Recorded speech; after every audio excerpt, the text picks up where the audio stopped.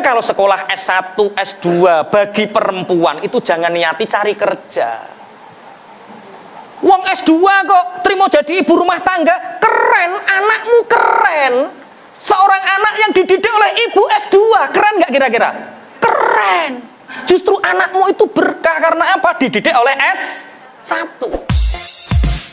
Wanita ini harus dimuliakan dari segala arah. Rafi'atal manzilah, derajatnya harus diangkat. Dengan apa? 2. Muta'allimatan, mutarabbiyatan. Wanita itu harus selalu belajar, wanita itu harus selalu dididik.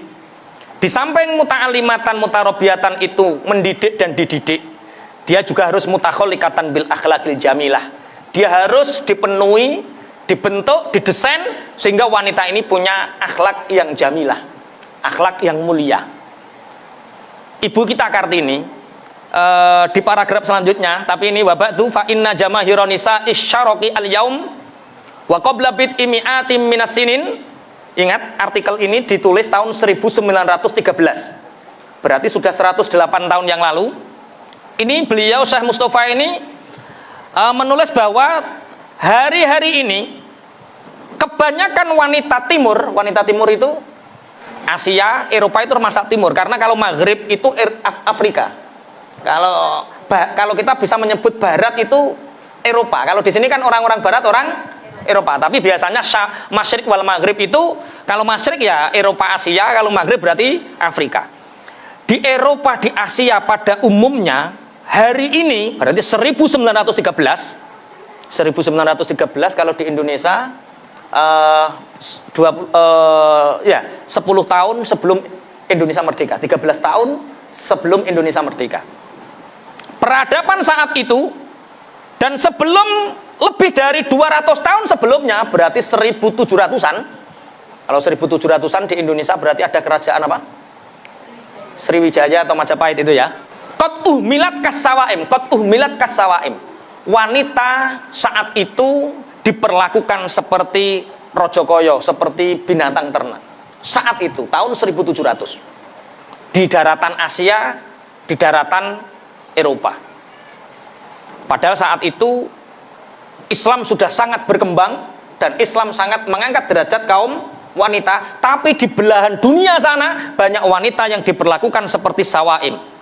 Faqad dhanna ar-rijalu annaha lam tukhlaq illa litakuna asiran wa mamlukatan. Banyak laki-laki yang menyangka bahwa wanita itu diciptakan hanya untuk dijadikan tawanan, tahanan perang, atau dimiliki sebagai seorang pelayan atau budak. Dan ini adalah peradaban yang sangat buruk. Wahtamumu malaha minal huquqi asyariyati wat tabi'iyati. Mereka dijauhkan dari hak-hak secara syariat dan tabiat. Wa harramuha at-ta'lima wat tarbiyah. Dan ini kecelakaannya, saat itu laki-laki melarang mereka untuk belajar dan dididik. Jadi wong wedok ngulang ya ora oleh, diulang ya ora oleh. Itu saat itu, tahun 1700 di belahan dunia sana. Indonesia bagaimana saat itu? Tahun 1700 sampai 1900-an, 1913 itu betul ya. Wong wedok kembenan. Sampean ketik Bojonegoro tempo dulu apa yang terjadi saat itu, Masya Allah. Kongkon nutui, Masya Allah, saat itu wanita tidak belajar, tidak dididik, mereka hanya jadi pemuas nafsu, mereka hanya jadi budak, mereka diperlakukan seperti binatang yang di situ ada nilai harganya. Kemudian, fasaat bidzalika al-hayatu al-bayyinah, maka terjadi hidup yang sangat buruk saat itu bagi seorang wanita. Wa fasadat al-usratu, karena wanita dididiknya maka rumah tangga menjadi kacau, rusak semua rumah tangga. Wan hattat al-jami'atu bil hintatil afrad, maka sehingga secara umum, secara keseluruhan wanita itu tercerai-berai, keluarga tercerai-berai. Artinya anak kecil, siapa bapak ibunya nggak jelas, siapa yang merawat nggak jelas. Itu saat itu, peradaban saat itu. Makanya ibu kita Kartini itu menjadi pelopor pendidikan wanita di Indonesia. Itu tahun berapa? 1000? Iki takok guru aku kan. Nah, ibu kita Kartini menjadi pelopor pendidikan saat itu. Nggih, sebelum Indonesia merdeka. Berarti saat itu Ibu kita Kartini itu sangat prihatin dengan keadaan wanita-wanita di Indonesia yang tidak dididik dengan sepenuhnya. Berbeda dengan orang-orang ngapunten. Kalau kita melihat sejarah tambak beras, saat wanita di luar sana diperlakukan seperti itu, Mbah Hasyim Asy'ari sudah membuat ngapunten di pondok pesantrennya ada pondok pesantren putri yang notabene dididik dengan baik, dan itu pun terjadi ikhtilaf di antara para ulama. Kalau wanita tidak dididik dengan ilmu, bagaimana cara mendidik anaknya? Makanya kalau sekolah S1, S2 bagi perempuan itu jangan niati cari kerja. Wong S2 kok terima jadi ibu rumah tangga, keren, anakmu keren. Seorang anak yang dididik oleh ibu S2, keren nggak kira-kira? Keren. Wong S1 ora oleh kerja kok ngalor ngidul ngene iki susah, aku ngene iki beban, S1 nggak kerja, hanya didik anak. Justru anakmu itu berkah karena apa? Dididik oleh S1. Jadi kemunduran peradaban saat itu karena wanita tidak dipinterkan, wanita tidak dididik, wanita tidak dicerdaskan.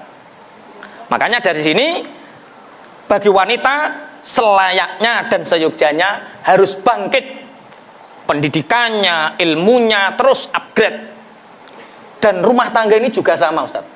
Rumah tangga ini kalau nggak upgrade, Masya Allah, banyak anak-anak perempuan, istri maksudnya, istri itu karena lagi seneng HP, itu bocor apa tek kopen. Sing dikeloni HP ini apa bojone? Dan ini bahaya sekali. Makanya saya sama istri itu kompak. Pegang HP di depan anak dilarang, satu. Istri pegang HP ketika anak sudah tidur. Jadi kalau sampean WA istri saya itu jam 7 pagi sampean WA, mungkin dibalas jam 9 malam. Makanya saya kalau seperti ini nggak pernah di WA, nggak pernah ditelepon. Karena apa? Istri saya kalau saya keluar itu, aku percaya sama Allah, aku titipkan sama Allah. Pokoknya nek neng jobo, kowe nggone sapa-sapa lah, terserah, nek neng omah nggonku ngono.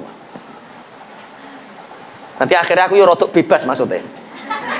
Mate rodok bebas tapi medeni wong aku dipasrahno Allah ya, Pak.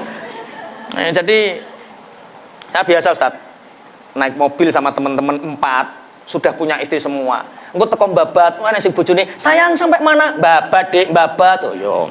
Pokoknya sing teko Lamongan, "Pak, saya ditanya, Ustaz, kok gak ditelepon bojone? Kok gak di WA?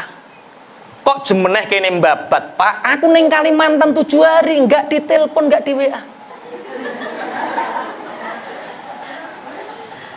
Ngono ki tau tak takoki, "Umi, aku ngono ki kadang-kadang pingin mbok telepon." Dekne jawab, "Aku titipkan rinduku sama Allah." Karena wanita solehah itu cirinya satu. Wanita solehah itu cirinya satu. Apa, Mi? Wanita solehah itu kalau ada suami dia ngabdi sama suaminya, kalau enggak ada suami dia ngabdi sama Allah. Jadi sudah ning kono wis tak titipno Allah, kowe mek apa-apa ning kono urusanmu karo Allah, gak karo aku. Tapi kalau di rumah itu baru menjadi urusan saya. Nah, tapi aku kadang-kadang yo kangen mbok telepon, alah kaya cah nom wae. Oke, bangkitnya negara karena wanita yang berperadaban. Wanita yang berperadaban dilahirkan dari wanita-wanita yang terdidik dengan baik. Ketika wanita tidak dicerdaskan, ketika wanita tidak dididik, apa yang terjadi? Maka peradaban ini akan hancur, negara akan hancur, semua akan hancur. Maka kalau ingin membangkitkan sebuah negara yang baik, maka bangkitkan wanitanya.